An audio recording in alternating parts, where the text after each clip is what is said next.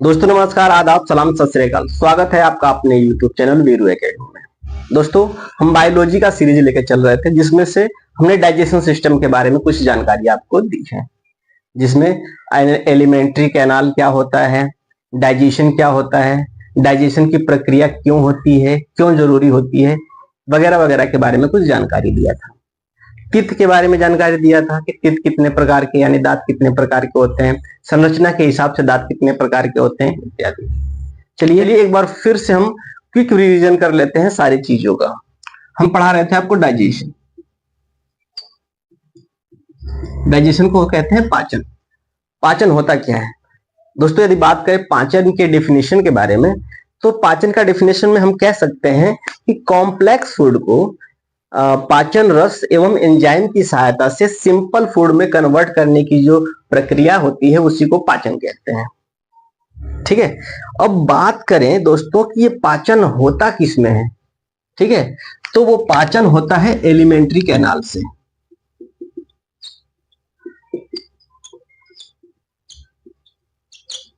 Alimentary canal को हिंदी में कहते हैं आहार नाल। आहार नाल तो ये क्या होता है दोस्तों? मुंह से शुरू होता है। यदि हम बात करें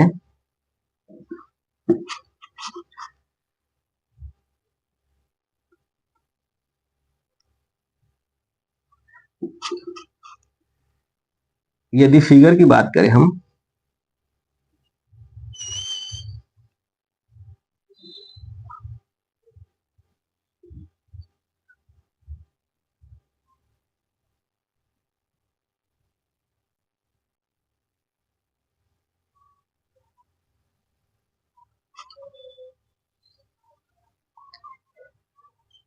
शॉर्ट में मैं बना रहा हूं, समझने की कोशिश करिएगा आप लोग। ये हो गया आपका, यहाँ पे लीवर हो जाता है,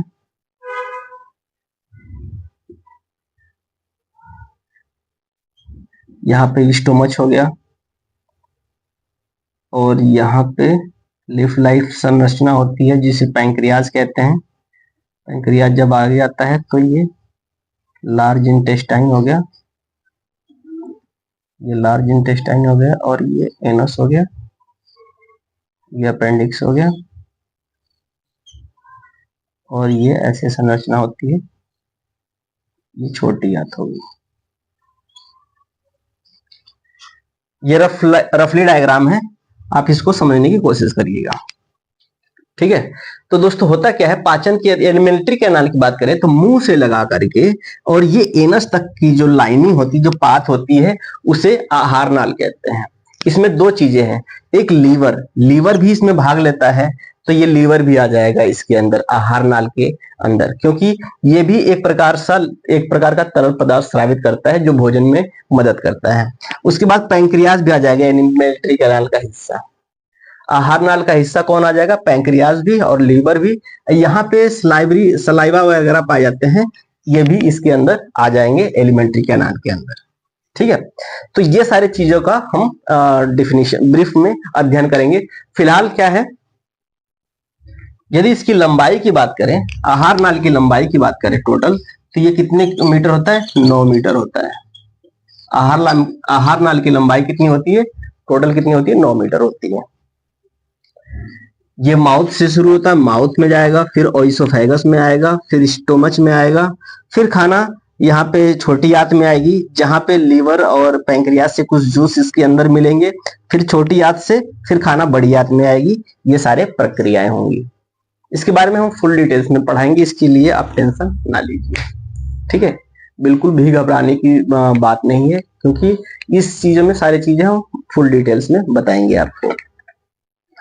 अब यदि प्रोसेस की बात करी जाए दोस्तों, यदि प्रोसेस की बात करें तो इसको मिटा देता हूं।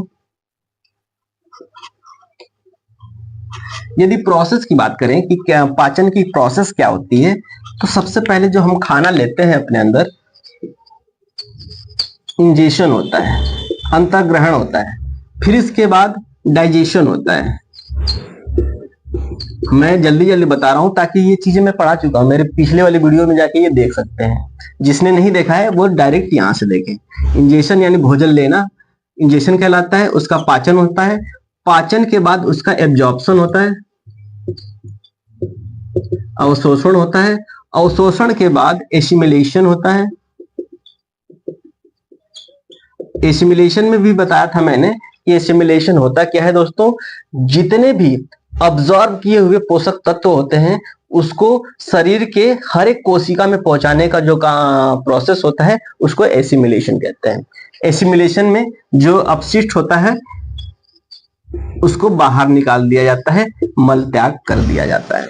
ठीक है, तो ये प्रोसेस हो गई जो डाइजेशन में भाग लेती है। ठीक है दोस्तों, डाइजेशन करते क्यों है, क्या जरूरत पड़ी डाइजेशन करने की, या डाइजेशन हमारे शरीर के अंदर क्यों हुआ, डाइजेशन की जरूरत क्यों पड़ती है। हमारे शरीर को काम करने के लिए एनर्जी की आवश्यकता होती है, और एनर्जी कहां से मिलेगी, हमारे पोषक तत्वों से जो हम खाना खाते हैं। देखिए जो हम खाना खाते हैं उस फॉर्म में जो खाना होता है उससे हमें एनर्जी नहीं मिलती है। उससे एनर्जी लेने के लिए हम उसके जो स्ट्रक्चर है जो कॉम्प्लेक्स के फॉर्म में है उसको सिंपल फॉर्म में तोड़ना होता है। इसी वजह से तोड़ने की जो प्रक्रिया कहलाती है उसी को डाइजेशन कहते हैं। जो हम खाना लेते हैं अपने अंदर वो 3 प्रकार के होते हैं, कार्बोहाइड्रेट,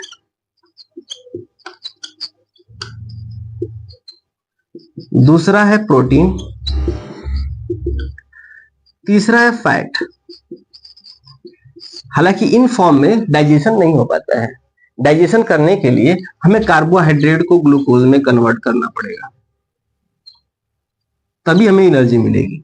ठीक है, प्रोटीन को अमीनो एसिड में कन्वर्ट करना पड़ेगा, तभी हमें एनर्जी मिलेगी, और फैट को फैटी एसिड में कन्वर्ट करना पड़ेगा, तभी हमें एनर्जी मिलेगी। ठीक है दोस्तों, तो ये प्रोसेस जो कन्वर्ट करता है वो शरीर के अंग ही करते हैं, जो कि हम आगे पढ़ेंगे। ठीक है, यदि इस फॉर्म में कन्वर्ट हो गया इसका मतलब ये डाइजेशन हो चुका है इन चीजों का। फिर इसके बाद सबसे पहला अंग था माउथ।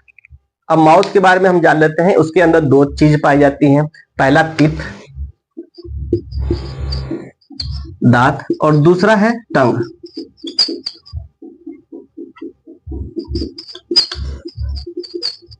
टंग यानी जीभ। 2 चीजें पाई जाती हैं, पहले दांत और दूसरा जीभ। ठीक है दोस्तों, इसको मिटा देता हूं। अब दांत के बारे में जान लेते हैं। सबसे पहले दांत के बारे में जान लेते हैं। दांत का स्ट्रक्चर कैसे बनाया था हमने, ऐसे ही तो कुछ बनाया था। ठीक है, ये मसूड़े हैं, गम। इसके निचले वाले हिस्से के, दांत के निचले हिस्से जो मसूड़ों के अंदर होते हैं इसको रूट बोलते हैं। ठीक है, और जो मसूड़ों के ऊपर वाला हिस्सा होता है उसे क्राउन बोलते हैं। क्या बोलते हैं, क्राउन।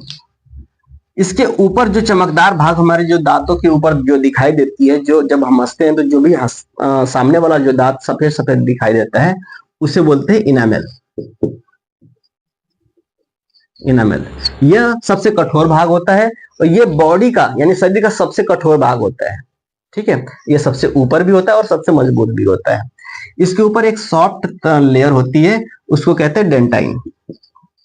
क्या कहते हैं, डेंटाइन। ठीक है, फिर इसके बाद एक कैविटी होती है, एक होल टाइप का स्ट्रक्चर होता है जिसके अंदर आर्टरीज और वेन्स। आर्टरीज और वेन्स की जरूरत क्यों पड़ी दोस्तों, क्योंकि यहाँ भी तो सेल है, इनको भी तो एनर्जी की आवश्यकता होती है। इस वजह से ये सारे पोषक तत्व यहाँ पहुंचाए जाते हैं। ठीक है, तो ये जो कैविटी होती है इसको कहते हैं रूट कैनाल। क्या कहते हैं, रूट कैनाल। ठीक है, तो ये रहे दांत के कुछ टाइप। और यदि स्ट्रक्चर की बात करा जाए, अब कैविटी कैसे होती है ये भी हमने बताया था, वो आप वीडियो में जाके देख लेना। अब स्ट्रक्चर के हिसाब से यानी संरचना के हिसाब से देखें तो 4 इंसीजर होते हैं, 2 कैनाइन होते हैं। ठीक है, कैनाइन हालांकि जानवरों में, जो जानवर होते हैं उनमें वेल डेवलप्ड होती है, यानी विकसित होती हैं पूरी तरह से, ये इतनी बड़ी होती हैं। ठीक है, हालांकि हम इंसान की बात करें तो वो छोटी ही होती है। ठीक है, कैनाइन। फिर इसके बाद 2 प्रीमोलार होता है और 3 मोलार होते हैं। दो प्री मोलार इधर भी बना लेते हैं और दो 3 मोलार इधर बना लेते हैं। हालांकि मैं डिटेल्स में पिछली वीडियो में बताया हूं, उसमें जाके देख लेना। ठीक है, ये जो 4 होते हैं, 4 वो क्या होते हैं? इंसीजर। ठीक है, इसको कृंतक कहते हैं, कृंतक कहते हैं। ठीक है, और ये जो कैनाइन होता है इसे रदनक बोलते हैं। और ये जो होता है प्रीमोलार, प्रीमोलार इसको हिंदी में कहते हैं अग्र चवर्णक। क्या कहते हैं? अग्र चवर्णक। और लास्ट के जो 3 होते हैं इसको कहते हैं मोलार, यानी चवर्णक। ठीक है, ये तो स्ट्रक्चर के हिसाब से दांत के प्रकार है। सबसे पहले बच्चों में यही दांत निकलते हैं, इंसीजर। और इसके बाद इंसीजर कैनाइन निकालने के बाद प्रीमोलार मोलार निकाल जाता है, यानी चवर्णक दांत निकलते हैं। बाकी ये जो दांत होते हैं प्रीमोलार जो होते हैं अग्र चवर्णक, वो बाद में निकलते हैं। तो यदि वयस्क की बात करें तो वयस्क का यही होता है। यहां से अब 4 भाग कर देंगे तो 2 इंसीजर यहां हो गया, 1 कैनाइन हो गया, 2 1। और प्रीमोलार कितने हैं? 2 और ये 3। यानी ये जो फॉर्मूला है 2 1 2 3 2 1 2 3 2 1 2 3 2 1 2 3, ये वयस्क का डेंटाइन फॉर्मूला है या डेंटल फॉर्मूला है। ठीक है, यदि बात करें चाइल्ड की, तो चाइल्ड की दोस्तों ये 2 नहीं निकला रहता है, ये 2 नहीं निकला रहता है, और ये भी नहीं निकला रहता है, ये भी नहीं निकला रहता है। तो चाइल्ड की जो फॉर्मूला हो जाएगा 2 1 0 2, 2 1 0 2, 2 1 0 2, 2 1 0 2, सॉरी 2 1 0 2। तो ये चाइल्ड यानी बच्चों का डेंटाइन फॉर्मूला है, डेंटल फॉर्मूला है। ठीक है, तो ये रहा दोस्तों टाइप ऑफ, जिसके बारे में हमने जान लिया। ठीक है दोस्तों, अब रिवीजन के बाद हम नेक्स्ट टॉपिक चलते हैं। नेक्स्ट टॉपिक है जीभ।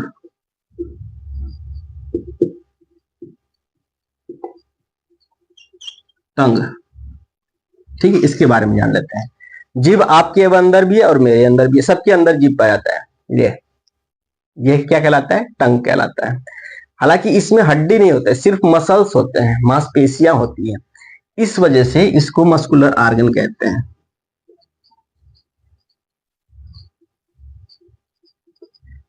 पेशीय अंग कहते हैं। ठीक है, मस्कुलर ऑर्गन, क्योंकि इसमें जीभ होता नहीं है। और ये जो जीभ होता है ये पीछे एक हड्डी से जुड़ा होता है, एक हड्डी से जुड़ा होता है। यहाँ पे यू शेप की संरचना होती है, ये यू शेप की। ये जो यू शेप का बोन होता है, इस बोन को हाइवर्ड बोन बोलते हैं। इस बोन को या इस हड्डी को क्या कहते हैं? हाइवर्ड बोन। ठीक है दोस्तों, तो ये हाइवर्ड बोन से जुड़ी होती है, इसके अंदर मसल्स होते हैं, हड्डी नहीं होती है, इस वजह से इसको मस्कुलर ऑर्गन कहते हैं। यदि फंक्शन की बात करें कि जीभ की फंक्शन क्या होती है, तो इसके अंदर 2 फंक्शन होता है। पहला टेस्ट देता है, ठीक है, और दूसरा क्या करता है? ये लार को भोजन में मिलाता है, लार को भोजन में मिलाता है। ठीक है, तो इसके 2 फंक्शन है। ठीक है दोस्तों, इस सारी चीजों को हम बारी बारी से देखेंगे। पहला टेस्ट की बात करेंगे। यदि हम हड्डी बनाए यहां पे, ऐसे होता है,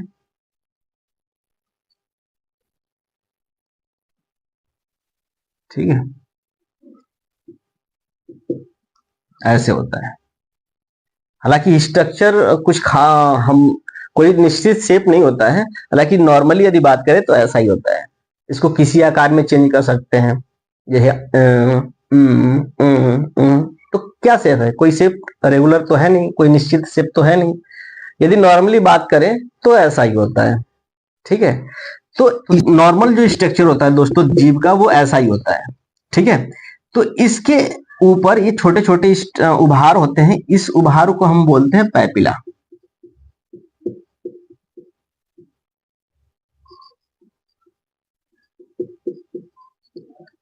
ठीक है। इसी के ऊपर हमारा टेस्ट बर्ड होते हैं, यानी स्वाद कलिका मौजूद होती हैं जो हमें स्वाद प्रोवाइड कराती हैं, ठीक है। तो हमारा अभी पहले हम जान लेते हैं स्वाद के बारे में, ठीक है। तो जीभ हमारा क्या काम करती है, एक तो स्वाद देती है, दूसरा लार हमारे भोजन में मिलाती है, ठीक है। अब दोस्तों आगे चलते हैं कि जो हमारा टेस्ट एरिया है, यदि बेसिक टेस्ट एरिया की बात करें, basic test area, basic test area यानी किस जीव के किस एरिया से कौन कौन सा स्वाद हमें पहचानने को मिलता है। तो हम यहाँ पे स्ट्रक्चर एक और बना लेते हैं दोस्तों। यदि बेसिक टेस्ट एरिया की बात करें तो हर एक जीव की अलग अलग जगह पे अलग अलग स्वाद कणिकाएं पाई जाती हैं, टेस्ट बर्ड अलग अलग जगह पाए जाते हैं। तो नॉर्मली हम लेके चल रहे हैं जीव को ऐसे, फिगर पे मत जाइएगा, हम जो कहना चाहेंगे उस पे ध्यान दीजिएगा।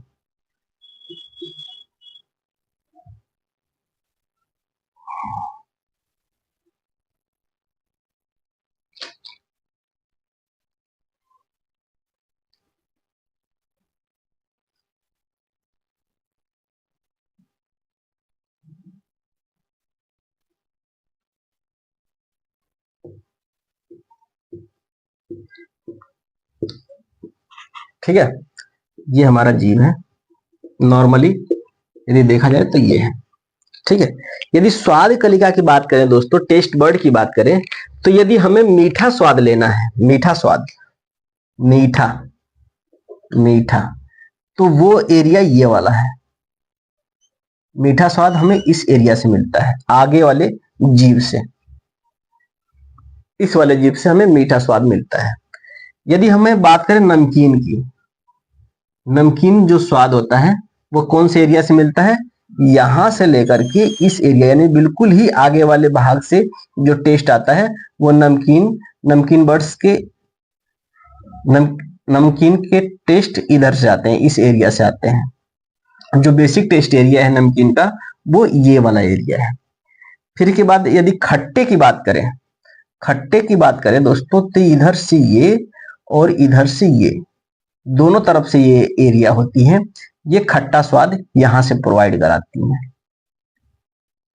यदि हम बात करें तीखा या कड़वा की, तो ये स्वाद यहां से हमें प्रोवाइड होती है बिल्कुल जीभ के पीछे से। तो दोस्तों ये हो गया आपका खट्टा, खट्टा या कड़वा, और ये हो गया आपका कौन से कलर का, तीखा, जो मिर्च में होती है, जो आंवले में और नींबू में होते हैं, खट्टा कड़वा। नमकीन, नमकीन आपने खाया ही होगा, और मीठा यानी बर्फी, काजू कतरी वगैरह, रसगुल्ले वगैरह तो खाए ही होंगे। तो ये मीठा स्वाद यहाँ से आती है। तो ये बेसिक टेस्ट एरिया है जो हमारे जीभ में पाया जाता है। इसको मिटा देता हूं, इसके बाद हम चलते हैं अगले टॉपिक पे। हमने जीभ के एक फंक्शन को हमने तो जान लिया कि वो क्या करता है, टेस्ट बर्ड्स उसमें पाए जाते हैं और टेस्ट प्रोवाइड करता है खाने का। अब दूसरे फंक्शन हम जान लेते हैं उसका, जिसके अंदर लार ग्रंथियां आती है।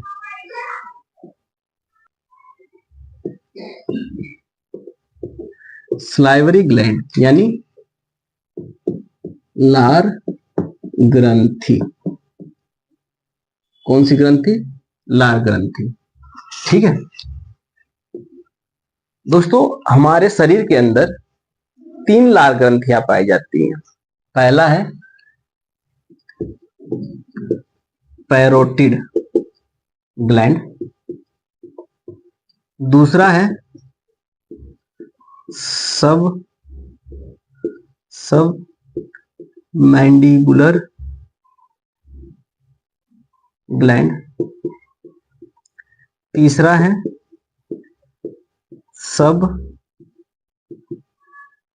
Sublingual gland. इसका हिंदी में भी वही नाम है जो इंग्लिश में नाम है, इस वजह से इसका हिंदी में लिख नहीं रहा हूं। ठीक है, यदि बात करें यहाँ कहाँ कहाँ पाई जाती है, तो हम एक स्ट्रक्चर बना देते हैं यहाँ पे।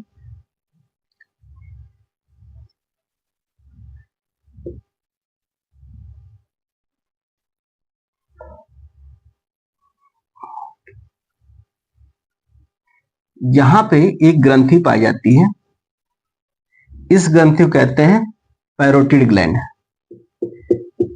ये कौन सी ग्लैंड है? Parotid gland. इसकी खासियत ये होती है कि ये जितने भी ग्लैंड इसके मुंह में पाए जाते हैं, जैसे कि एक यहाँ पे जबड़े के नीचे पाया जाता है और एक जीभ के पीछे पाए जाते हैं, 3 ग्लैंड पाए जाते हैं। ठीक है, ठीक। तो ये जितने भी तीनों ग्लैंड हैं उनमें सबसे बड़ा क्या होता है? Parotid gland. इसकी संख्या 2 होती है और यह कान के निचले वाले हिस्से के पास पाया जाता है, यानी यहाँ पे पाया जाता है। एक यहाँ पाया जाएगा और दूसरा यहाँ पे पाया जाएगा। ठीक है, और दूसरा है सब मैंडिबुलर ग्लैंड। सब मैंडिबुलर ग्लैंड है वो ये यहाँ पे पाया जाता है, जबड़े के नीचे। यदि यहाँ की बात करें जाए तो ये इसकी खासियत क्या होती है दोस्तों? ये 70 से 75% लार अकेले ही उत्सर्जित करता है। 70 से 75% लार अकेले ही उत्सर्जित करता है। सब लिंगुअल ग्लैंड की बात करें तो वो यहाँ पे पाया जाता है और यह जीभ के सिर ठीक पीछे पाया जाता है। और इसकी खासियत ये होती है कि यह इन तीनों ग्लैंडों में सबसे छोटा ग्लैंड है। ठीक है, और ये स्रावित क्या करते हैं? लार। अब बात करें दोस्तों लार की, इसको मिटा दें, इसको मिटा देता हूं। एक बार फिर बता देता हूं कि हमारे अंदर 3 लार ग्रंथियां पाई जाती हैं। सबसे बड़ी लार ग्रंथि जो होती है पैरोटिड ग्लैंड कहलाती है। उसके बाद जीभ के ठीक पीछे एक ग्लैंड होती है, उसको सबलिंगुअल ग्लैंड कहते हैं। इसकी खासियत ये होती है कि इन तीनों ग्लैंड में सबसे छोटी ग्लैंड यही होता है। अब अगला है सब मैंडिबुलर ग्लैंड। इसकी खासियत ये होती है कि ये जबड़े के नीचे पाया जाता है। ये किसके नीचे पाया जाता है? जबड़े के नीचे। और इससे 70 से 75% लार अकेले ही स्रावित करता है। ठीक है, अब लार के बारे में जान लेते हैं। लार होता क्या है दोस्तों? हमारा जो लार होता है उसके अंदर 98% यानी 98% जल पाया जाता है। कितने प्रतिशत जल पाया जाता है? 98% वाटर पाया जाता है। बाकी बचे 2% में क्या पाया जाएगा? एंजाइम, सोडियम, पोटेशियम,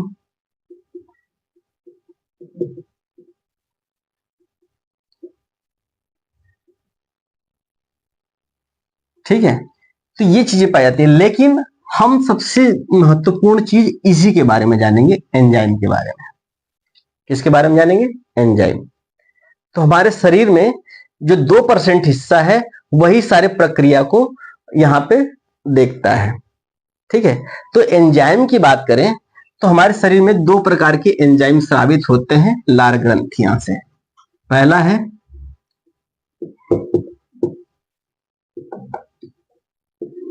पहला एंजाइम है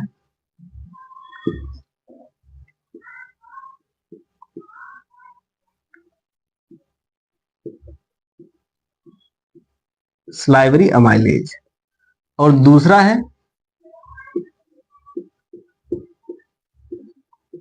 लाइसोसोम एंजाइम। ठीक है, इसको सलाइवरी अमाइलेज क्यों कहते हैं? हालांकि अमाइलेज जो होता है दोस्तों वो 2 पार्ट से स्रावित होता है। एक पैंक्रियाज से यानी अग्नाशय से और दूसरा यहाँ से मुंह से।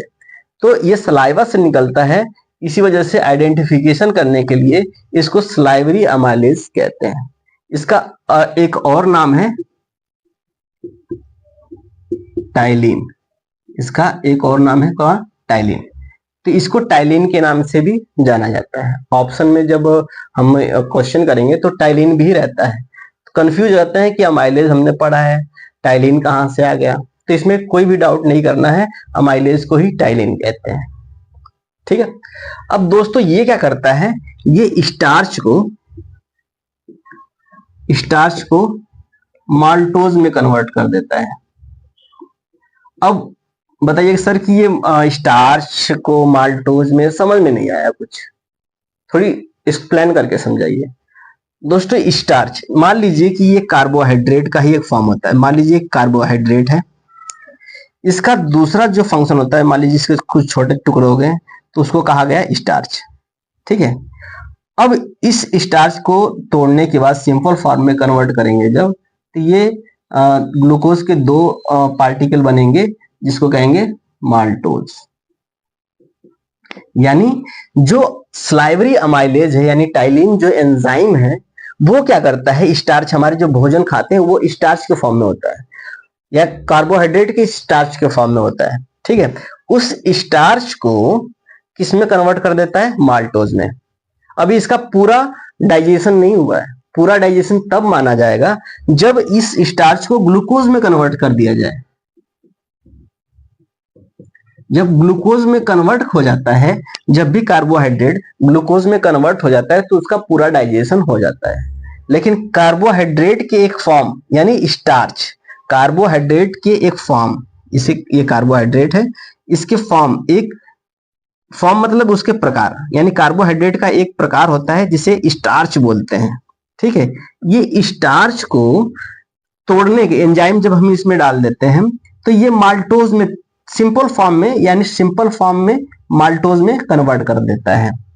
अब इसका फर्दर डाइजेशन होगा जब इस माल्टोज को ग्लूकोज में कन्वर्ट कर दिया जाएगा। लेकिन ये एक स्टेप तो तोड़ा, तो ये भी एक महत्वपूर्ण अंग है जो कि किसमें, ग्लूकोज कार्बोहाइड्रेट की स्टार्च के फॉर्म को माल्टोज में कन्वर्ट कर देता है। और फिर इसके बाद आगे जो होगा वो माल्टोज को ग्लूकोज में कन्वर्ट होगा और हमें एनर्जी प्राप्त होने लगेगी। ठीक है। और अब बात करें कि लाइसोसोम क्या करता है, बताइए दोस्तों। लाइसोसोम एक एंजाइम होता है, हालांकि लाइसोसोम एक पार्ट होता है कोशिकांग का भी, लेकिन कोशिका का काम क्या करता है, वो क्या करता है, जो डेड सेल होते हैं उसको लाइसोसोम मार के खत्म कर देता है। लेकिन यहाँ पे जो लाइसोसोम है ये एक एंजाइम है। ये क्या करता है, इसका काम क्या होता है, लाइसोसोम जो एंजाइम होता है वो मुंह में आए हुए जब हम खाना खाते हैं तो उसमें कई प्रकार के बैक्टीरिया या कीटाणु वगैरह चले जाते हैं, तो उनको खत्म करने का, यानी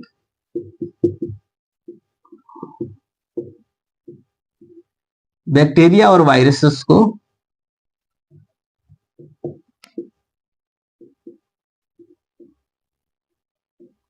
खत्म करता है यानी मार देता है।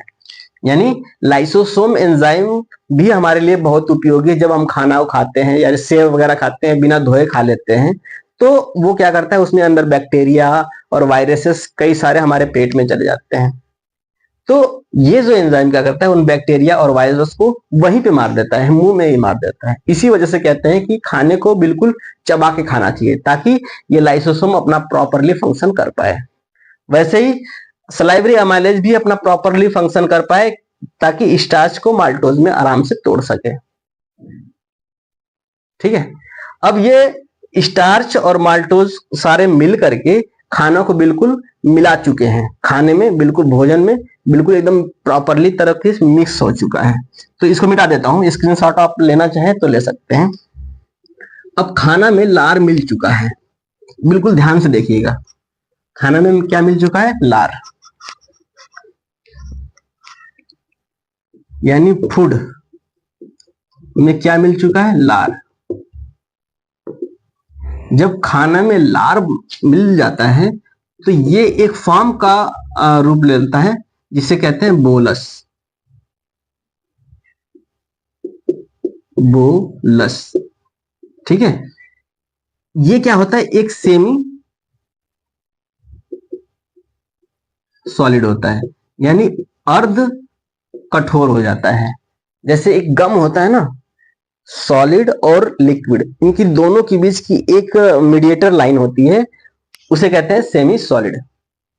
ठीक है दोस्तों, तो एक कद्दूकस के फॉर्म में कन्वर्ट हो जाता है। अब हमने क्या करा, यहाँ पे देखा कि हमने खाना खाया, दांत ने उसे खूब पीसा, दांत के बारे में भी अध्ययन कर लिया। दांत में पीसने के बाद हमने सलाइवरी ग्लैंड जितने भी होते हैं, लार जो ग्रंथियां होती हैं, वो लार निकालती हैं। और लार कितने प्रकार के ग्रंथियों से निकलता है, कितने ग्रंथियां होती हैं, उसमें से जो लार निकलता है, उस लार की क्या खासियत होती है, कितने प्रतिशत पानी पाया जाता है और कितने प्रतिशत उसमें एंजाइम पाया जाता है। अब एंजाइम के बारे में बात करें तो कौन से दो एंजाइम होते हैं वो इसमें महत्वपूर्ण भूमिका निभाते हैं। पहला है सलाइवरी अमाइलेज और दूसरा था क्या, लाइसोसोम। सलाइवरी अमाइलेज क्या करता है, कार्बोहाइड्रेट के स्टार्च वाले फॉर्म को किसमें कन्वर्ट कर देता है, माल्टोज में कन्वर्ट कर देता है।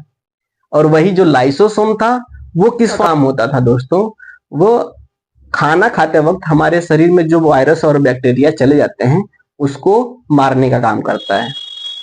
ठीक है, उसके बाद खाने के साथ लार प्रॉपरली तरीके से मिक्स हो चुका है इस समय। अब हम इस फॉर्म को जो कहेंगे, इस रूप को कहेंगे बोलस। क्या कहेंगे, बोलस। और ये रूप क्या क्या होता है, सेमी सॉलिड के फॉर्म में होता है, यानी सॉलिड और लिक्विड के बीच का एक रूप होता है, जिसे कद्दूकस या हलवा टाइप का हो जाता है। ठीक है, और उसी को जीभ के माध्यम से हमारे आहार नाल के फूड पाइप में डाल दिया जाता है। तो हम चलते हैं फूड पाइप के बारे में पढ़ते हैं। ठीक है, ये सारी चीजें हमने देख लिया, अब चलते हैं फूड पाइप। फूड पाइप, इसको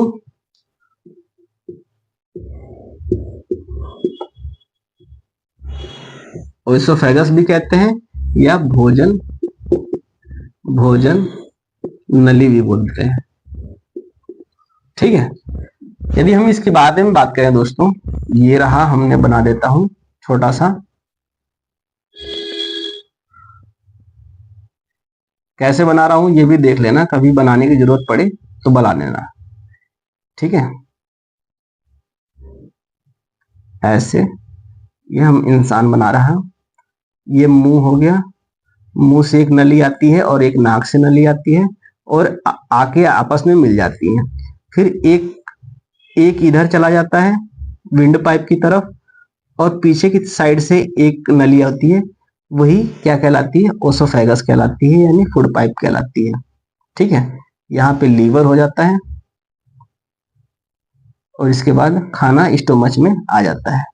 हालांकि इसके बारे में हम बात करेंगे बाद में, लेकिन हम यहां से लेकर के यहां तक के भाग के बारे में बात करेंगे जिसे कहते हैं फूड पाइप। क्या कहते हैं, फूड पाइप। ठीक है दोस्तों, ये फूड पाइप की यदि लंबाई की बात करें तो ये पूरी लंबाई कितने सेंटीमीटर की होती है, 25 सेंटीमीटर। कितने सेंटीमीटर, 25 सेंटीमीटर। क्या इसमें कोई ग्लैंड पाया जाता है, कोई पाचन रस स्रावित होता है, नहीं। तो इसमें कोई ग्लैंड नहीं पाया जाता है, कोई ग्लैंड नहीं पाया जाता है। ठीक है दोस्तों, इसकी खासियत क्या होती है, खासियत बहुत इसकी हैवी है दोस्तों। जो भी हम चीजें खाते हैं या पीते हैं, यदि खड़ा रहते हैं तो ग्रेविटेशन के कारण हमारे पेट में चला जाता है। एक तो हम ये सोचते थे, लेकिन ऐसा नहीं होता है, क्योंकि जब हम लेटे रहेंगे तब भी हमारे पेट में जाएगा, ये नहीं कि हमारे इधर बाहर निकल के गिर जाएगा, ऐसा नहीं है। क्यों, क्योंकि इसके अंदर एक विशेष प्रकार की गति होती है, हलचल होती है, उसको कहते हैं